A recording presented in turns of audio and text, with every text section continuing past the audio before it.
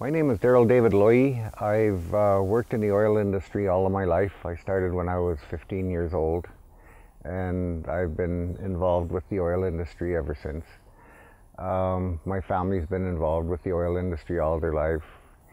Slave Lake, from the time I was about 8 years old, started into oil booms, and it's been basically booming around here ever since. A few recessions and slowdowns, but the oil industry has been going at a pretty much steady pace here for the last 50 years. And I've been part of it for 43. Seen a lot of changes, some good, some bad, some ugly. But we've always been here. I won't move away from here now. My relatives are all buried up on Rabbit Hill and at the Old Town Cemetery, and this is where I'm going to stay now.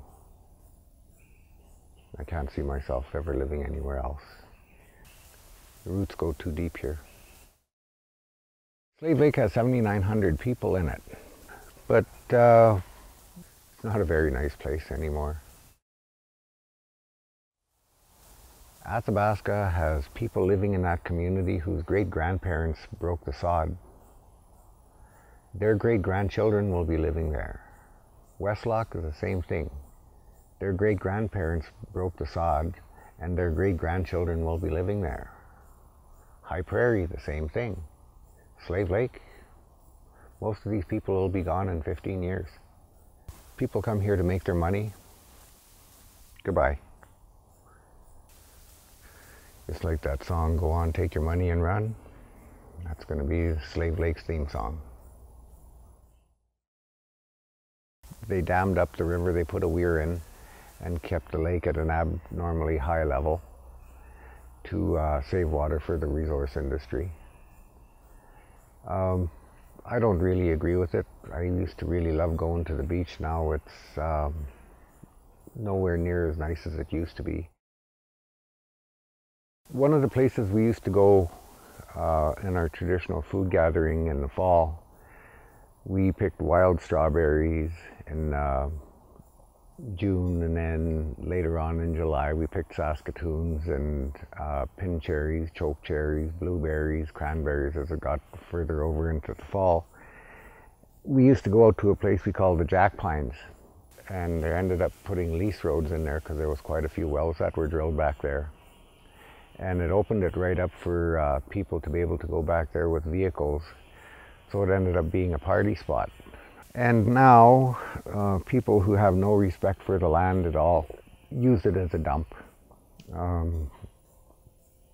It's a couple kilometers closer than going to the regional landfill where the responsible people in the community go and get rid of their garbage. You can either live like a pig, or you can live like a responsible human.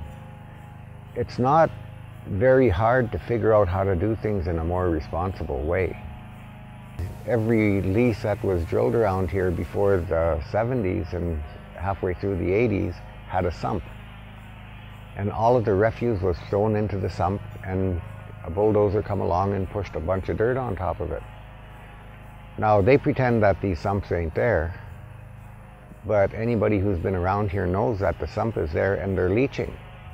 It's all flowing somewhere. We could go and start cleaning these messes up, but it's money. We're leaving this mess for our grandchildren. We don't have no right to do that.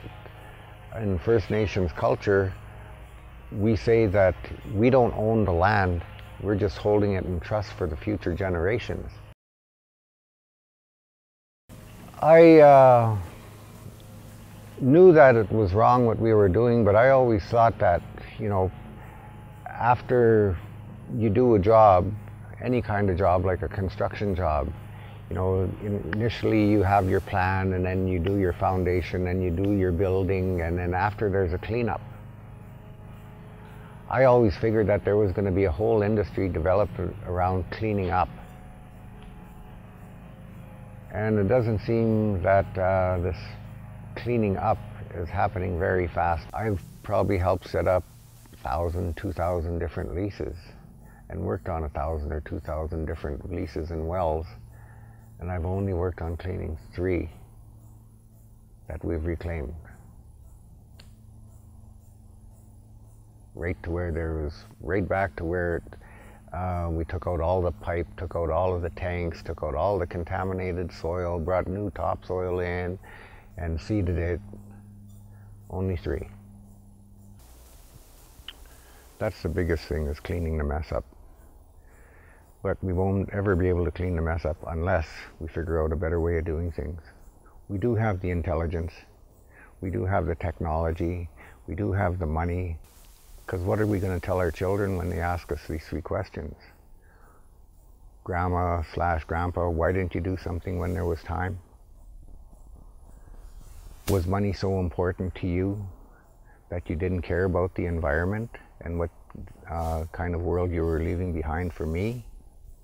And did you love money more than me? Was money so much more important to you than my life? Like, what are we going to tell them kids when they ask us that? I know I won't have to hold my head down. What will you? Do you love your children? That's what it all comes down to me. I have no children of my own, but I have people that call me Papa, so that's who I work for. I work for their kids, their kids, their kids, their kids. Even though you don't want to worry about your kids, I do. Since I've straightened out, I had a very long history of addictions caused by post-traumatic stress and ADHD. I finally started getting my shit together about 10 years ago, 11, 12 years ago. I stopped smoking cigarettes, doing drugs, alcohol, everything. Now I'm getting more directly involved. I'm on 10 different boards and executives of different societies.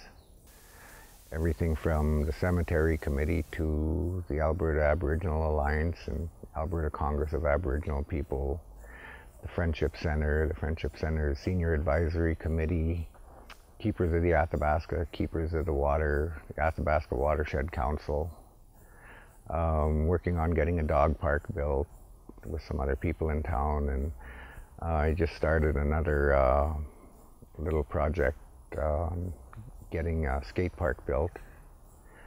I've been fighting with CN Rail for 1.5 to 2 years, trying to get the railroad tracks improved so that they're not such a danger. And I'm accomplishing things. I feel that I sure like looking in the mirror a lot more now than I did 10 years ago.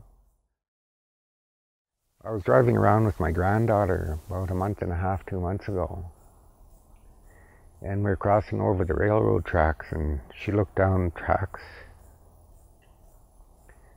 and CN Rail was doing some improvements on the bridge.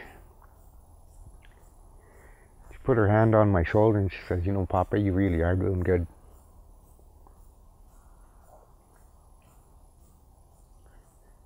And I guess that's it.